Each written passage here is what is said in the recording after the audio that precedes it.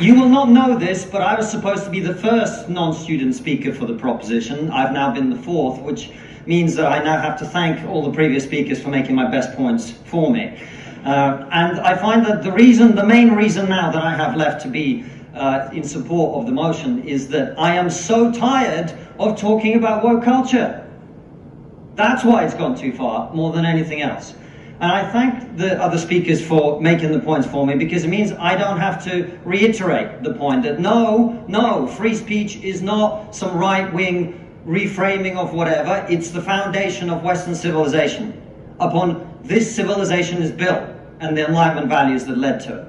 I don't have to make the point that has been made by far better people in the past, that the only way to deal with the problem of racism is to treat people on the content of their character and nothing else. And the fact that woke culture seeks to overturn that is a new form of racism that we must all oppose.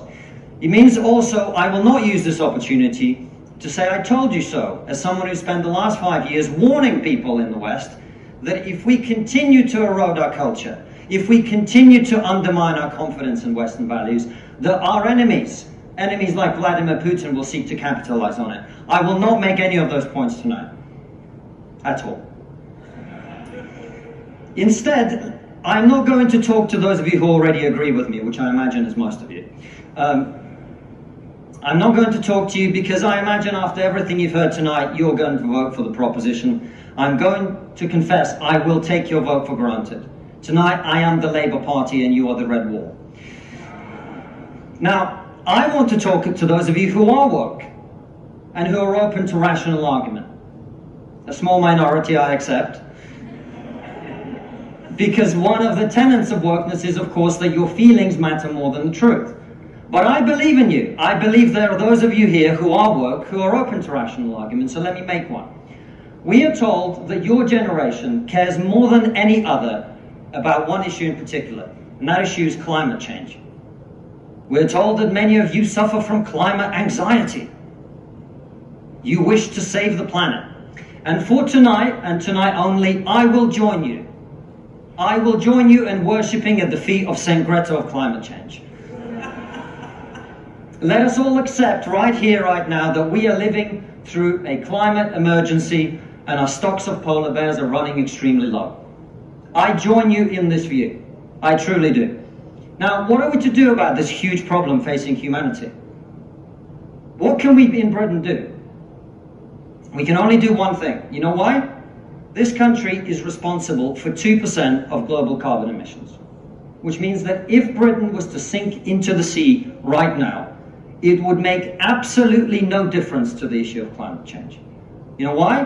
Because the future of the climate is going to be decided in Asia and in Latin America by poor people who couldn't give a shit about saving the planet. No, thank you. No, thank you. It's going to be decided by poor people in Asia and Latin America who don't care about saving the planet. You know why? Because they're poor. Because they're poor. I come from Russia, which is not a poor country, it's a middle-income country. 20% of households in Russia do not have an indoor toilet.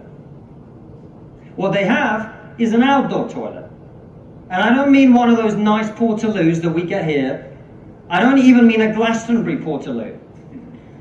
I mean a wooden shack with a hole in the ground that holds a collected fermented memory of the last 10,000 visits. How many of you are going to go home tonight and say, let's rip out our bathroom and erect a Siberian shithouse in the back garden? And if you're not, why should they? 120 million people in China do not have enough food. I don't mean that they don't get dessert. I mean they suffer from malnutrition. That means that their immune system is breaking down because they don't have enough food. You're not going to get them to stay poor. Imagine you're Xi Jinping, the leader of China. When you were 10 years old, there was a revolution, a cultural revolution in your country, and people came and they put your father in prison. Your mother had to denounce him. Your sister killed herself.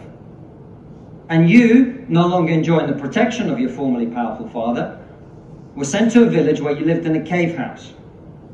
And here you are, decades later, you have clawed your way up the bloody and greasy pole of Chinese politics to be the undisputed supreme leader of the very Communist Party that destroyed your family.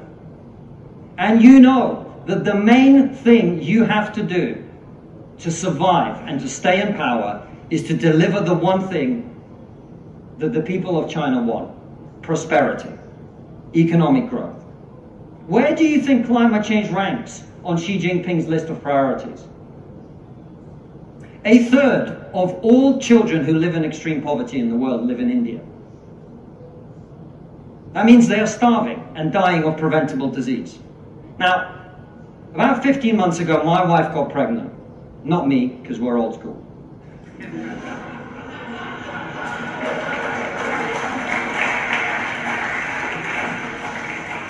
And for 9 months, we talked about what our boy would look like, what he might do when he grows up. We looked at baby scans and videos on YouTube about what the fetus looks like at 9 months and 12 months and 20 months. And eventually he was born. And he is this cute little bundle of joy. He's cuter than about 80% of puppies. Right? Now, if you said to me that I had a choice, either my son had a serious risk of starving or dying from a preventable disease in the next year, or I could press a button and he would live. He would go to school. He would bring his first girlfriend home.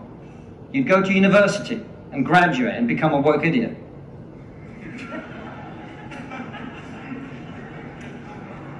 And then he'd get a job and get married and have children and become a man. But all I have to do is press this button. And for every day of my son's life, a giant plume of CO2 is going to get released into the atmosphere. And you're all very young, and most of you are not parents. Let me tell you something. There is not a parent in the world who would not smash that button so hard their hand bled.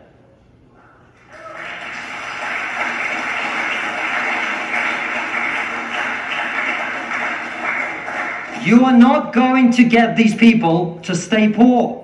You're not even going to get them to not want to be richer. And so, I put it to you, ladies and gentlemen, there is only one thing we can do in this country to stop climate change. And that is to make scientific and technological breakthroughs that will create the clean energy that is not only clean, but also cheap. And no, thank you.